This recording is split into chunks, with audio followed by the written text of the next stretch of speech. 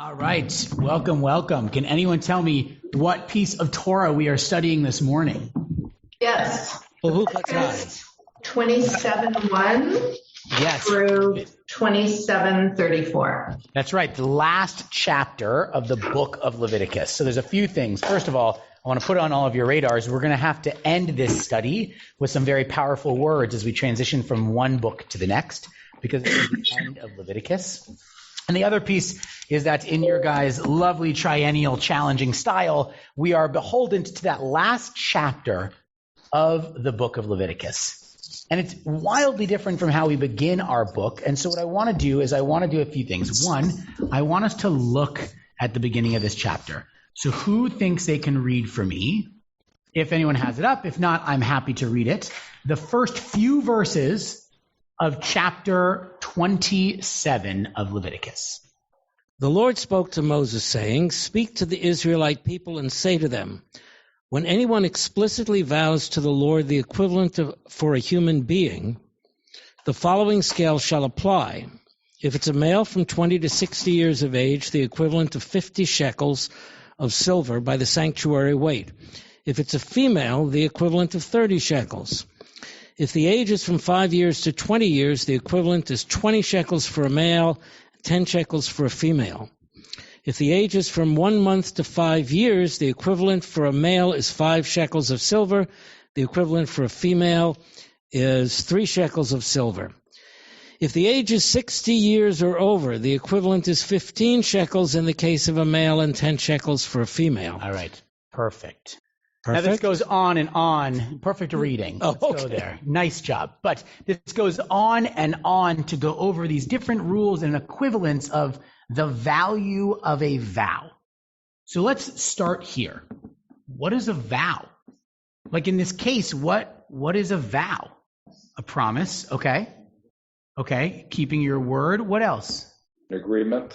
It's a vow to, in this case, a vow to God, It's a vow to God. not So just to what- another person. What is a vow to God? What does that mean? I know what a promise means to another person, but let's start with the most basic so we know why we're diving into this text. What does it mean to take a vow to God? It's especially powerful, okay. And why is it especially powerful to vow to God? Because it's God. Okay. I'm hearing a lot of similar words here. Vow, promise, powerful, God. A God who sanctions with curses and good things. So a God who in this moment has already proven God's power by these curses and blessings and all of that. All right. As I used to say to my children, because I said so. Okay. The God of because I said so. That's Is it fair. a pledge of obedience? A pledge of obedience. Okay. These are all very fair. Any other thoughts? It's personal. Okay. That's an interesting, different perspective, Margot. I really like that piece of it's personal, because one of the things that I find a little bit troubling when we first go into this text is that promises you make to other people, you get the gift of interaction. You know from the emotional interaction, from the promise, from the trust that you have with another person, and you can feel the difference in keeping that promise. But to God, the challenge is you have to simultaneously know God as this infinitely powerful, all-present being, and also with one direction. You don't necessarily get to feel the effect back. You have to take faith to access that feeling. So what does that mean when it comes to vow in the first place? And even further, I ask, what is this idea of a vow equivalent to a human being? What does that mean? To add a valuation to the cost of a life? That seems inherently the opposite of what we know Judaism to be. So what does it mean to create a system in which we have to do a vow for the value of a human life? To the giver of life. Okay, beautiful. Giving a vow to the giver of life. So there's this commentary from Ibn Ezra. And Ibn Ezra says a vow of persons. What this really means is he is taking a vow saying, if God will do for me, then I will redeem my life in accordance with its values, or the value of my son's life, or the life of my animal, or whatever it might be. So it's really first and foremost, again, a moment of economic justice in our tradition, saying you don't necessarily have to have the tangible means to give of a vow. You can access the emotional value of a life and say that if you do these things, I will pledge my life or my son's life or whatnot to you. And the kaf or beracha, according to this evaluation, is accordingly that all the grammarians that look at this text in 27, they find it superfluous. However, there is one who says that this kaf that is used is directed to the Kohen. That most of this is really coming back to the Kohen. He explains that the priest is the one that does the evaluation. Now, this text goes on from life to animal to property, and I can't help but thinking what kind of reality TV show of the priests walking around giving valuations to each home would look like. Because, again, are the priests experts at valuation? Is this a penalty? I'm still trying to understand what the shekels are here. Okay. So we'll get there in just a moment about what the dollar amount, what the shekel amount actually goes to. I mean, is this if you break the vow, you have to pay this? Or is this what you have to pay to get out of the vow? Any thoughts? No, I think it's when you make the vow, you have to pay. Okay, go on. Can you give us an example of a vow that one would make in this context? Just an example. A vow to God. What type of vow would that be? So in the case, there's a classic story of Samson, right? In the classic story of Samson who never cuts his hair, Samson is a Nazirite, and this comes because his mother is praying and says, I want to be pregnant so badly. Please, if you give me a child, I will give my child to your service. Meaning that Samson was her son, but her son's life was to be dedicated to the temple, to God. And so that's an example of where this ends up going. That, of course, happens in later books. That is not what happens in our earliest piece of text with Torah. Other pieces are people who, at this time, it's not necessarily that we're considering luck. We're considering that as we want to move through life, if we want something to go differently, we ask that God help us get there, and it's almost a trade of value. But going back to your question, is this about breaking your vow? No. This is about the value of taking the vow, which goes back to the priest's assessment. I mean, what function does the value have?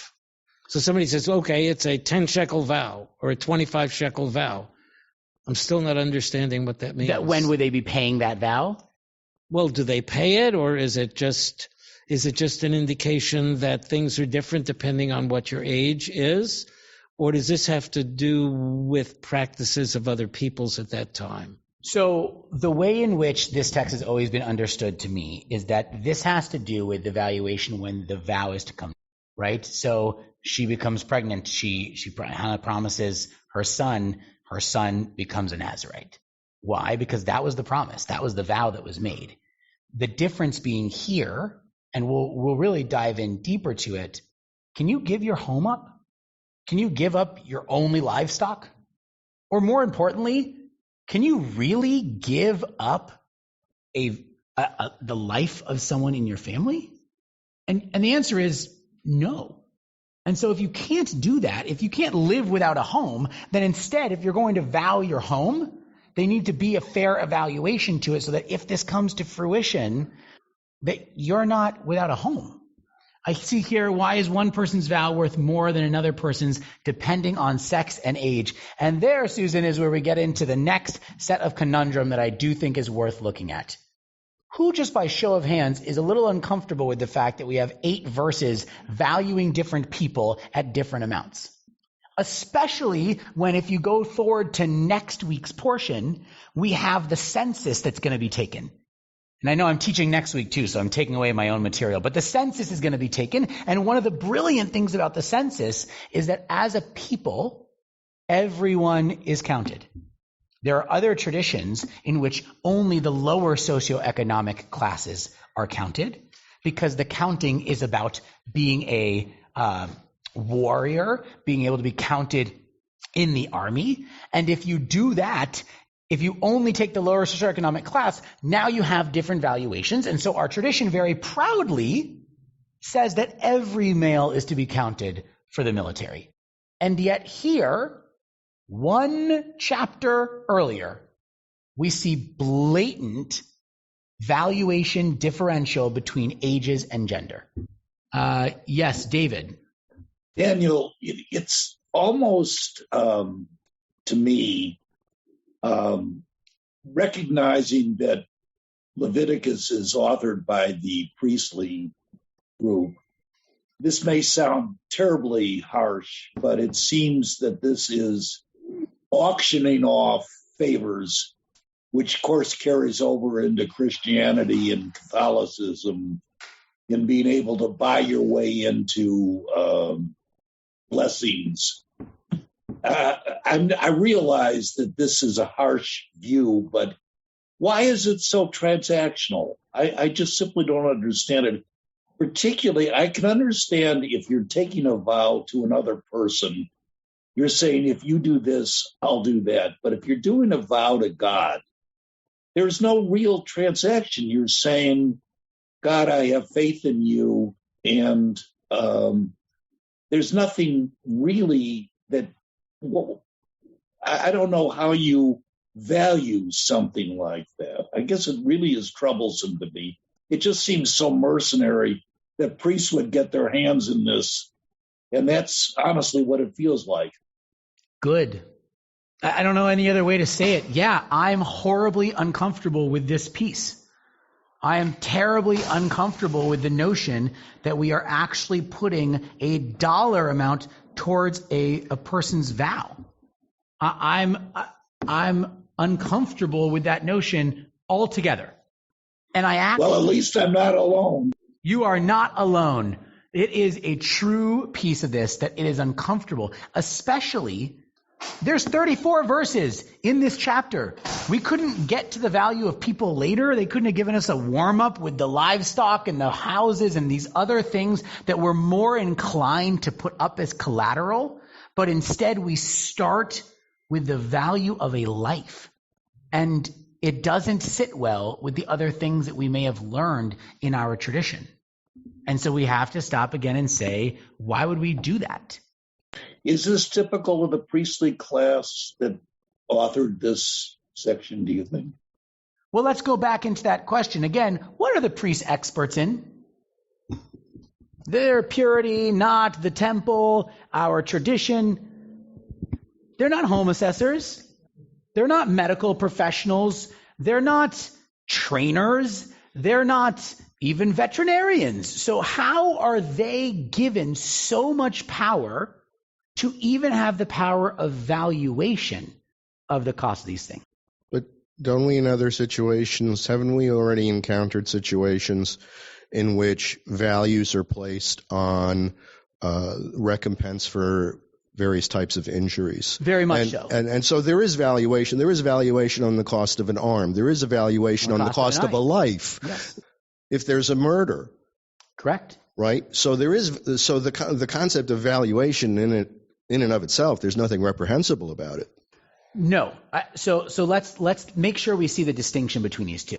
In the moment in which we have cast a valuation for, let's say, in the case of manslaughter or murder, or even quite frankly, like if one's donkey is accidentally killed, replacing the cost of the donkey, or quite frankly, the classic line which you have heard of an eye for an eye and a tooth for a tooth. Judaism never said poke an eye out. As soon as they could, the rabbis say, actually, here's the cost of an eye. Here is the unfolded cost of what that would be, projected over 10 years, whatever it might be. Those things are all to make sure and to protect life. Because if you didn't have a valuation for how much an injury would cost or a murder would cost, then vengeance would be the only transaction. And that would actually make us less protected as a society if we said, someone does it to you, what's fair? Do it to them. And so we actually go far to protect the sanctity of life. We say, this is the valuation of that. And I know it seems backwards or strange to an extent, but that's really where it comes from, of giving those valuations. The reason that I think this is different is, again, why I asked you what a vow is. You have not been wronged. There is not that same level of direct response. A vow is a promise. It's a projection of hope. It's to see if one can change their life and its trajectory. And yet, the people who should be there to facilitate the experience somehow now have to also facilitate it based on a valuation. Why are these different ages worth different? Why do you think, and let's read it again, why do we think that if a male from 20 to 60 years is worth 50 shekel? If a female, they're worth 30. We can put that piece aside for a minute. We know there's some sexist, I will say more than undertones of our text. If the age is from 5 to 20, they're worth 20 shekels and 10. Why 50 to 20? And I can repeat the question. Daniel, it's the priest saying this is ability to pay. This is just a commercial transaction, and frankly, it stinks. Okay. Okay. So it stinks. I'll take that as one answer. It's not merely ability to pay. It's the males who are between 20 and 60 were precisely the only ones who would be defending the community in case of war. But here's my question. Are we missing a projection here? If you are going to value someone 5 to 20 as less than someone 20 to 60, aren't you only really encouraging the offering up of those who are going to be your future protection? Isn't there a logical issue? If we're going to go just on logic, and by the way, we're not going to stay just on logic because that doesn't feel right to me in this space. But right now, let's take the logical road. Why would a child be valued less when, if you just wait, they're going to be that position? Doesn't it seem like you're potentially risking your resources that you're going to need for the longevity of your people? It seems to me there are remnants of this same process in our Judaism today. The Penyan Haben, that is Haben, that is given for male children. And also, I see it in the pledges that are made to synagogues with promise of names going on walls. Okay, tell me more about that.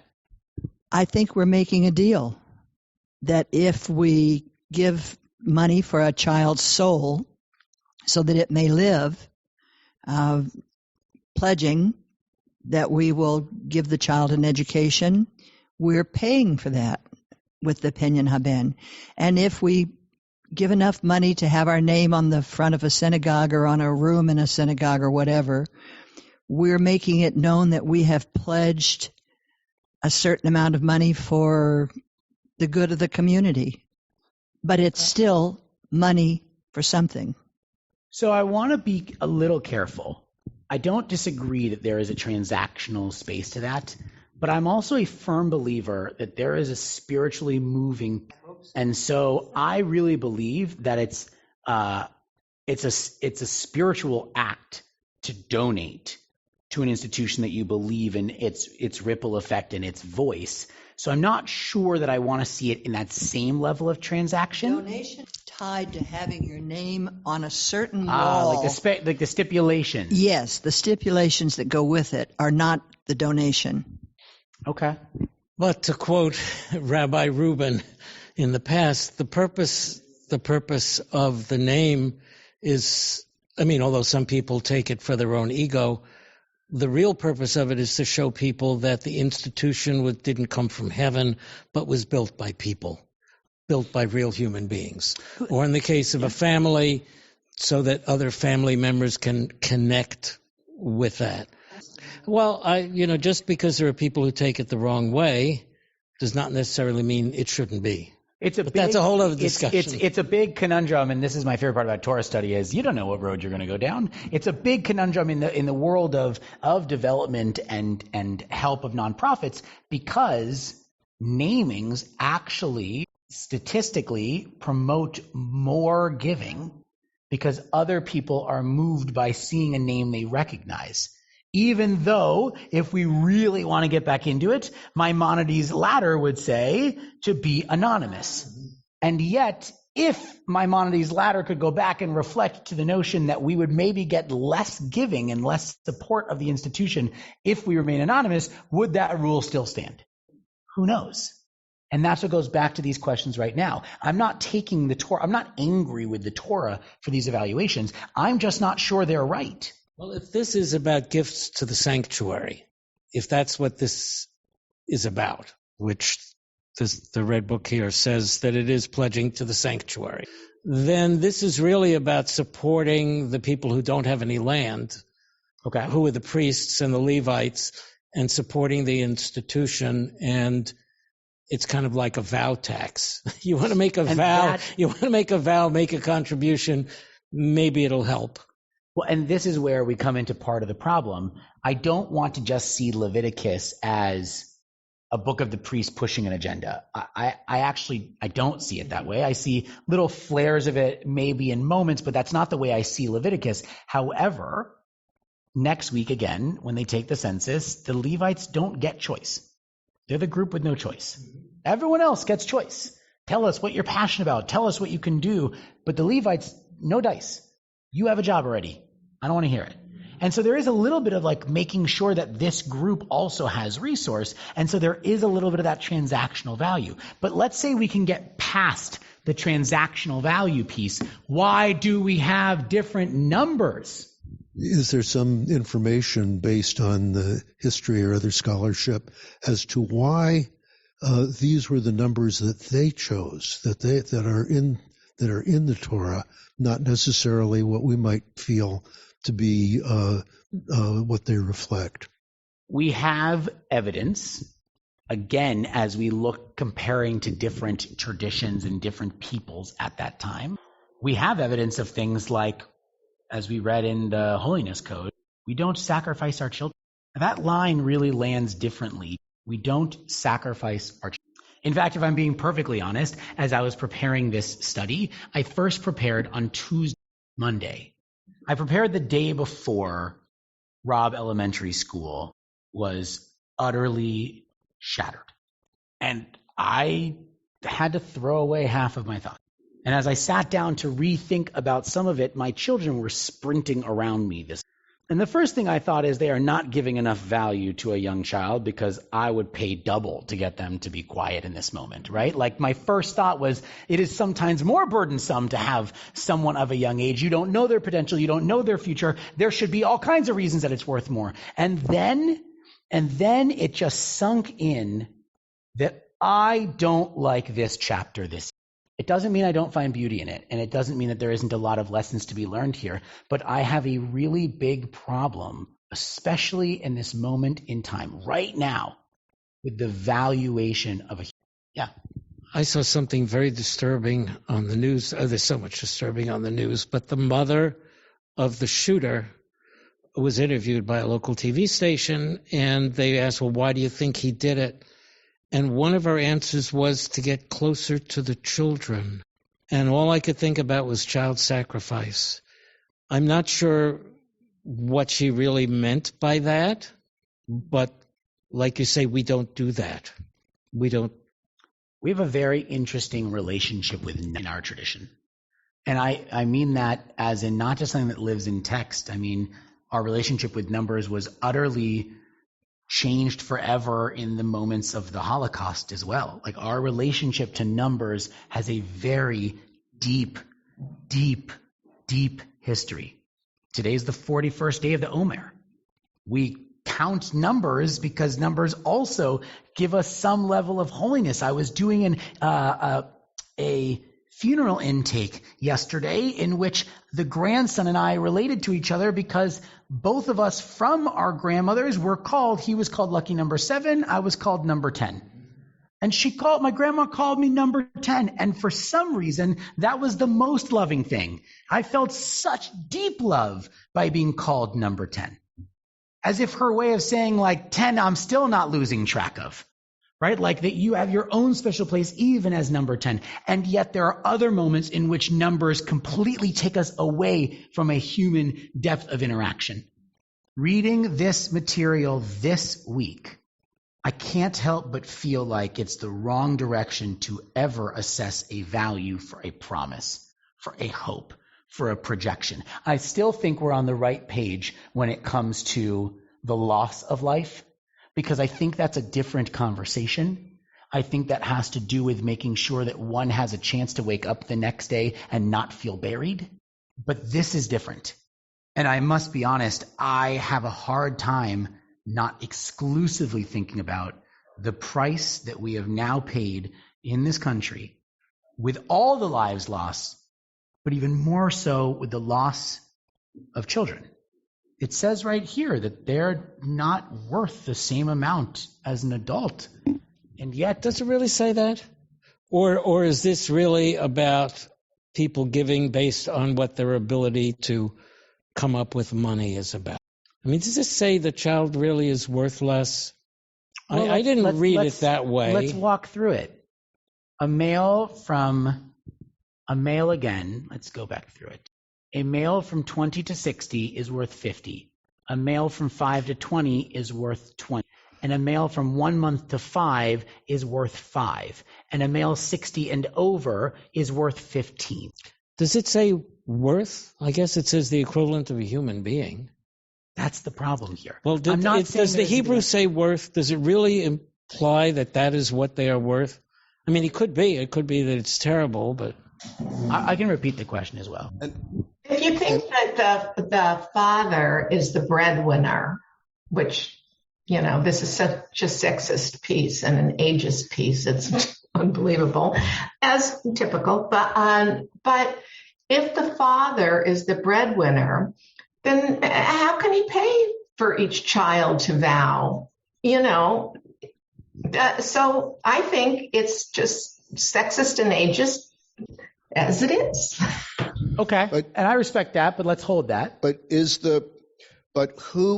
Who's paying the shekels?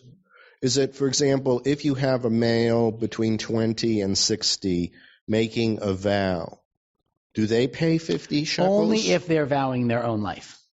If they're vowing their kid's life, they're going to pay less shekel. Right.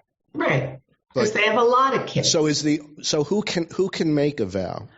So now we're getting into a different territory that we're actually not even addressing here in Leviticus 27, but any member of the community who is counted is eligible to make those. So would that include a male 1 month to 5 years? It's an interesting question. And then again, next week, we're going to see that 1 month olds get assigned jobs sometimes. But that's an interesting question. I think generally we're talking about the male. And so what's there? But if that's the case, then what agency do they have to make a vow? What agency do any of the Israelites who are not fluent in the ways of the divine because they are not the Levites, what agency do any of them have to actually know the weight of the vow they're taking?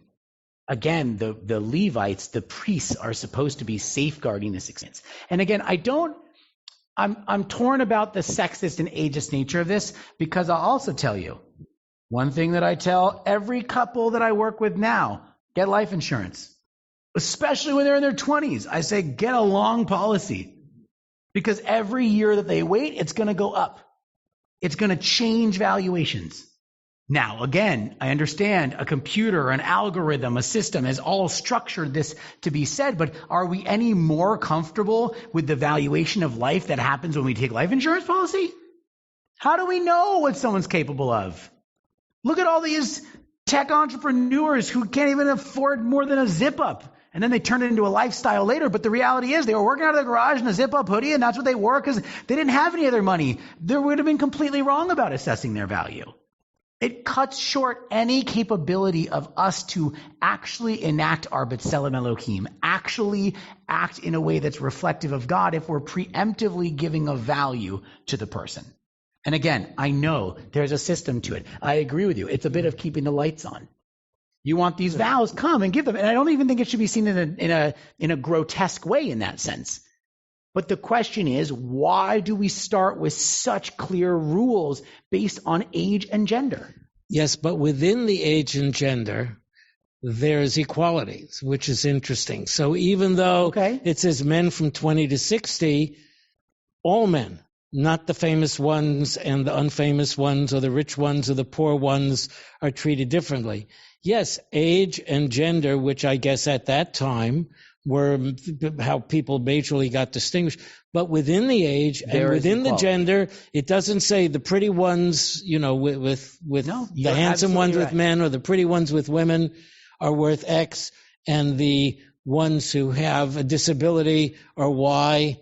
It doesn't distinguish mentally between those people. So there is, to some extent, a degree of egalitarianism. This may just be, and I'm really trying to be kind to the text, this may just be a reflection of the times and the culture of the times. But the equality piece of it is kind of stunning when you think about it. Yeah. Let's take that thread all the way to the reality that we have, that morality and values are evolving. That morality and value evolves over time.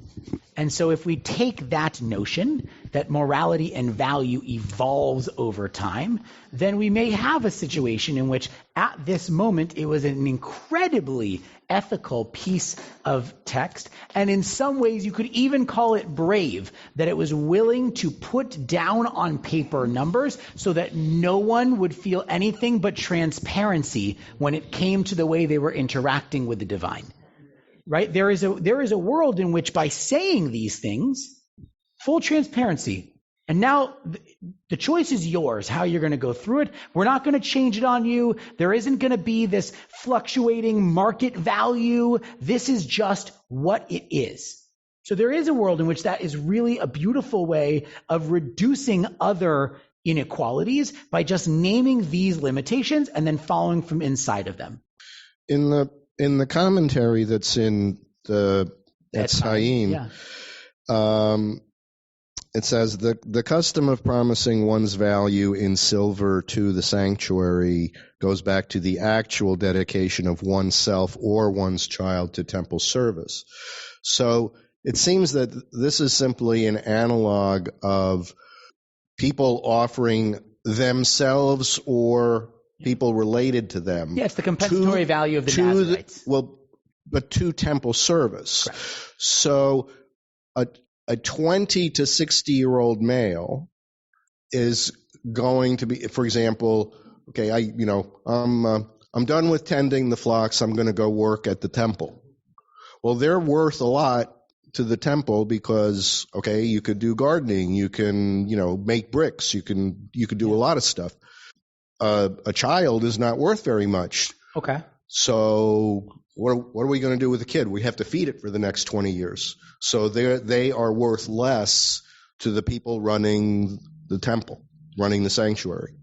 Okay. So maybe that's where the differentiation in value comes from. So now we're at a point in which we're finding an ethical and fair perspective to value, and a space in which, if you understand its current time ethics, is actually a very ethical space in which money makes no difference, status makes no difference. Here are the differences, the things you have no control over, your age and your gender. Those are the differences. Here's the market value we've put to it. But anything else inside of that number, anything else inside of that range is equal. Let's say we can go all the way with that. And by the way, do I have a hand raised right now, or is that stretching? No, that's stretching. Okay, not to worry. Daniel, I'm really sympathetic to Richard's analysis. And I'm rethinking this because if you start from the viewpoint that we're all engaged or should be engaged in the common good. And then you look at this and say the priests are the ones that sort of administer the protocols to make sure that our society functions. Charitably, it says, I'm only going to raise money to function as a society. I'm not going to profit by this. And then it makes sense that you look at the population and say, who has the ability to pay? Who's productive? You can't get an infant to pay more than a 20 to 60-year-old. That's the best interpretation. Sadly, I still think there's a venality to the priests that are looking at this and saying, hey, this is my livelihood, and you got to pay up. So maybe that's enough for today. I'm just not sure. Well, so I'm going to share with you two different pieces of perspective. And being that this is a podcast, one of these is ludicrous, but I'm still going to share it anyways, in that this actually is one of the most interesting conversations when it comes to interfaith dialogue between clergy. Clergy are compensated in very different ways depending on their tradition and their denomination and everything else. And a lot of people who might come from, if you look at the Catholic Church, for instance, the compensation structure is completely different because they have no property, no assets. Everything is provided for the priest. And then you come across to a synagogue. We might have a movement, but we don't have a unified body. We have to make sure that each institution can function and thrive, in which case the uncomfortable conversation of the cost of having your clergy here becomes a real conversation. And there are people who are devastatedly uncomfortable with this because they don't want to think about numbers and business when it comes to their clergy. And there's other people who see it as a tangible act of love. Are we providing for our clergy in a way that allow them to live in a comfortable and fair in this community? And I'm not saying right or wrong answers to it. Believe me, I have enough left of my contract that this is not some type of secret begetting ploy. But there is a truth to that. It all depends on that perspective. There is a world in which the priests are trying to make sure that their infrastructure will last. You can see it as greed, and I don't blame you for it, or you can see it as every other one of these professions is going to have valuation to it. If you do medicine, it's going to be for this. If you are if you work inside of metals or you're a carpenter, there's going to be a valuation to all of these products. And here in the temple, they still have families. They still have lives. So we actually almost are obligated to help these people figure out a system in which they also can live, because otherwise it's going to create an even worse disparity in their culture. Also, they were considered to be helping to protect the entire society, because the idea of what they were doing at the temple was supposed to help God they were in dwell service in of their the whole midst, society. of the whole, whether somebody felt religious or not religious or liked them or didn't like them, they provided, kind of like police or firemen, they provided a service. They were the public servants. To everybody, public religious servants. No, at the time they are the public servants, because religion is it's the logic of the society.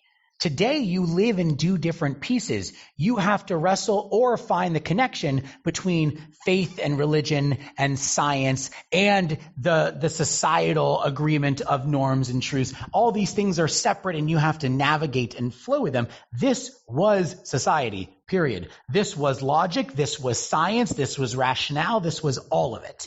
So you gave a vow, because if I don't give a vow, it's not going to happen. My relationship with God is important. If I don't have that relationship with God, I'm not going to get what I need for my family. The logic was you prayed, and praying was part of you doing your job to protect your family. So they truly were the public servants of the temple period. Which is part of why Judaism has become a religion of we and not of me. And it is a characteristic that we live in an age where the me is taking power over the we, and where a lot of people are questioning: is there a we? Why should I pay taxes? To save somebody else's house? Why should I pay taxes, to have a traffic light? Who wants traffic lights anyway? And the concept here is that there is that there is a structure, and that people need to give according to some extent to their ability to pay, which in this case was related to age and gender. But they already had that, and I agree with you, because they have the half shekel tax and all kinds of other things already towards the temple. Agreed. You got a couple of microphone passes.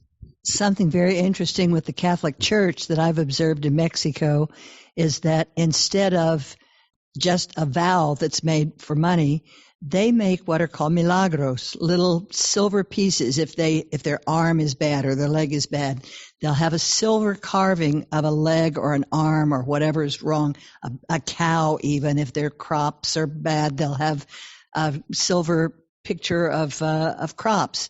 They make a contribution to the church with that, but they pin it up at the back of the church. And in many rural churches in Mexico, you can go in and see the back of the church covered with these silver milagros, and they're all vows that are visible.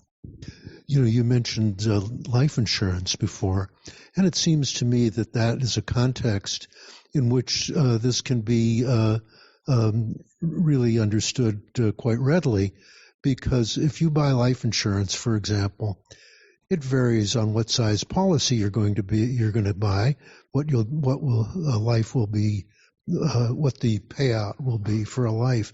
But there's no inherent prediction involved in that in terms of what the life is worth in some larger sense or in some other context. It's simply a kind of contract. It's a way of saying, I value my vow to this extent. This is how important it is to me. Sorry, that's not entirely correct in the sense that from an underwriting point of view, you may want to be insured for $10 million, but if you're only making $20,000 a year, you're not going to get an insurance policy for $10 million. So it's not a simple contract in the sense of there's going to be a value for the insurance based on the actuarial value that are calculated. But how much the company would be willing to write the policy for is to some extent a matter of underwriting. How much risk is it to take on? And that risk is going both your health and your economics and your prospects. No, I think as you said, it doesn't change the principle, but it does go back to a clarity that I think Bert was trying to give before as well, which is there might be some discomfort or even ugliness in your first read, but sometimes those things are actually put in as the container, as the limitations, as the structure, and then from inside that structure is where you actually look into the ethics and the values that they hold. So I appreciate all of that, because I want to find a way in which this text is being holy and ethical. And I do think from those perspectives, it really is. Here is the kicker. Here's why I can't get my mind off of what happened at Robb Elementary. Because we're talking about vows. We're talking about a promise to God, which there is nothing larger than. And so there's this rabbi, you might have seen this on the internet. His name is Mark Asher Goodman, and he tweeted this tweet that has gone pretty viral, in which he says, in Judaism, if you say a prayer over something and then fail to do the requisite action that it follows, like blessing bread and not eating it, which is something that you'll often see when they say to say hamotzi. If you look over at the rabbi, you'll often see them not say every word if they don't have challah right there. Or you'll see on a Friday night, if we've said it, I was drumming last week, and Rabbi Amy literally took the piece of challah and kept it in front of my face until I ate it, because I had said the blessing. If you say the blessing of challah and you don't eat it, it's a bracha levatla, right? It's a sinful act. So now let's go to the first thing we hear every time there is an incident of true gun violence in this country. What starts going throughout everyone? Pray for them. Our prayers are thoughts and prayers. Thoughts and prayers. Pray for them. Our thoughts and prayers go to the family. However, if you make a vow, put aside the valuation that has clearly made some of us uncomfortable. If you make a vow with zero intention of following through with actual change, it's a sinful act. It's the worst kind of thought and prayer. And I know that makes so many of us uncomfortable because, quite frankly, when we as a clergy put out the letter that you read just a couple days ago, we truly are holding them in our hearts. But if there is no follow-up action as a country, as individuals, if we don't take even the smallest of steps to work towards a solution that will reduce the number of lives that have been lost to this, then we are actually in the breaking of a vow. And not even worse, in the sinful act of pretending that something was going to be. Last week's Torah portion pointed out in Bahar, which is often connected to Bechukotai, that the rabbis are so serious about the idea of not deceiving that they don't even want you to go into a store and walk around pretending you're going to buy something.